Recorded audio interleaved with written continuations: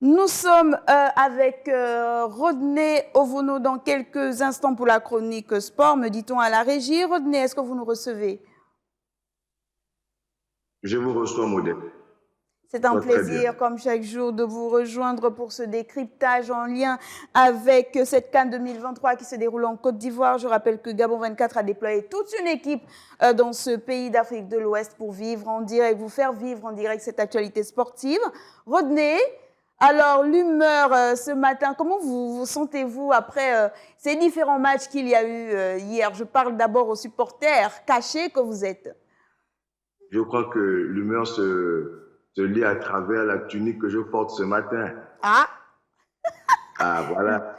très bien, C'est tout un... je vois de l'orange. C'est le maillot de la Côte d'Ivoire? C'est le maillot édition 2024 de la Côte d'Ivoire. Donc, c'est le maillot dédié pour cette Coupe d'Afrique des Nations. C'est le maillot que près de 30 millions d'Ivoiriens ont porté hier. Et certainement Magnifique. portent ce matin. Et donc, vous avez arboré ce maillot ce matin. On va faire semblant de ne pas le voir. Là, on veut maintenant le décryptage du journaliste sportif que vous êtes. On laisse le fan de côté. Alors, dites-nous, Rodney, déjà, qu'est-ce qu'on retient de la journée d'hier? Dites-nous tout. Qu'est-ce qu'on retient? C'est très peu de surprise parce que lorsqu'on discutait hier matin, je vous disais que la finale serait certainement Nigeria-Côte d'Ivoire. C'est le remake de la deuxième journée de la Coupe d'Afrique des Nations lorsque la Côte d'Ivoire et le Nigeria s'étaient affrontés dans le groupe A et le Nigeria s'était imposé 1-0. Aujourd'hui, ce sera une nouvelle rencontre. C'est une nouvelle rencontre. C'est la finale. Et là, je crois que lorsqu'on est footballeur ou sportif, on ne calcule plus. Désormais, il n'y a qu'une seule chose, c'est remporter la Coupe d'Afrique des Nations et ainsi succéder au Sénégal. Donc hier, le Nigeria s'est imposé au tir au but, mais vous êtes d'accord avec moi que le match que tout le monde attendait, c'est clairement RDC, Côte d'Ivoire. Et contrairement à aux autres rencontres, je crois que les Ivoiriens étaient assez confiants quant à la victoire des éléphants. Et cette équipe a très bien joué. Je vous assure que lorsque l'arbitre a sifflé la fin des 90 minutes, c'est tout un pays qui a explosé de joie. Nous avons eu du mal à circuler parce que On tout le monde, imagine.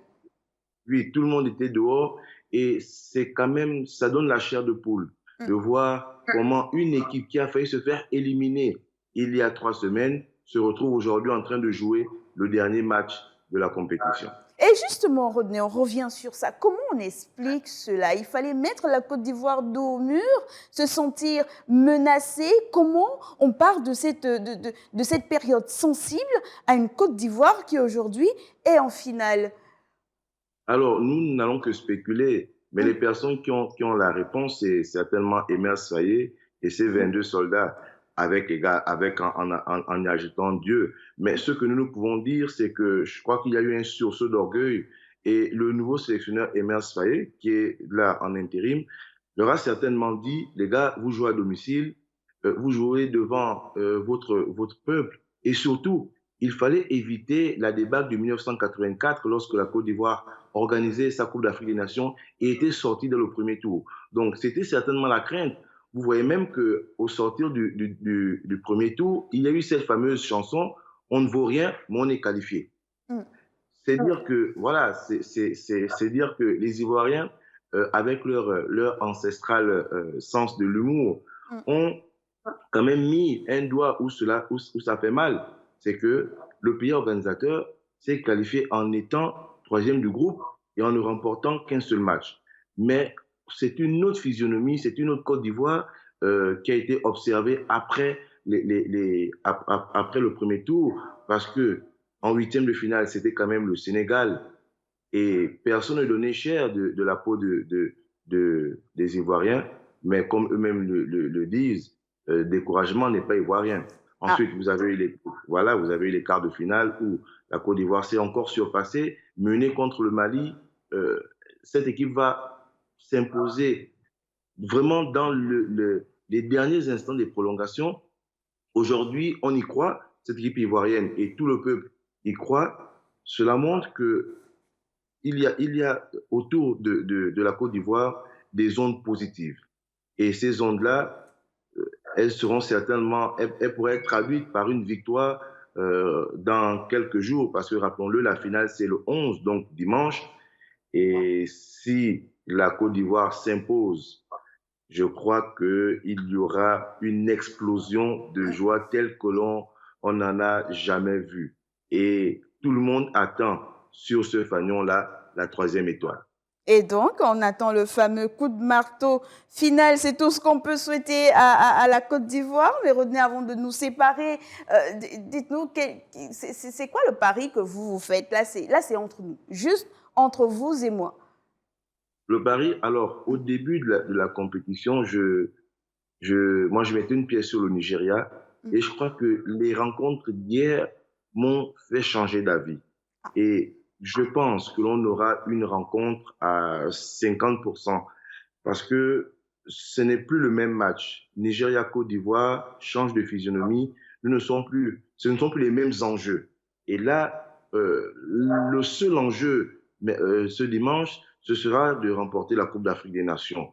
Donc, je ne pourrais pas m'avancer parce que c'est une CAN qui a réservé beaucoup de surprises.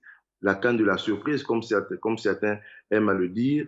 Donc, aujourd'hui, tous les scénarios sont possibles. Le Niger peut l'emporter, comme la Côte d'Ivoire peut l'emporter. Maintenant, que le meilleur gagne. Voilà, on a un terrain revenant.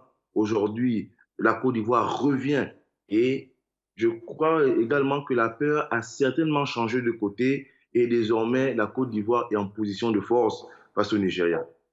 Très bien. Alors, mon cher Rodney, merci pour toutes ces informations. Salutations spéciales à tous nos collègues qui sont avec vous là-bas en Côte d'Ivoire et merci pour le travail magnifique que vous faites depuis que vous êtes arrivé dans ce magnifique pays d'Afrique de l'Ouest. Dans tous les cas, une chose est sûre, c'est l'Afrique qui va gagner au final. Allez, reposez, retournez vous reposer, Rodney, et puis revenez-nous en forme demain, vendredi, avec de nouvelles informations. Très bonne journée à vous, mon cher Rodney.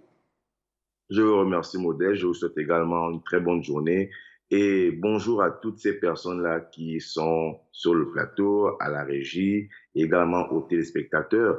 Alors, je vous donne une information. Vous avez de plus en plus de téléspectateurs en Côte d'Ivoire. Magnifique. Alors, surtout, dites à ces téléspectateurs en Côte d'Ivoire que nous attendons notre Atseki avec impatience.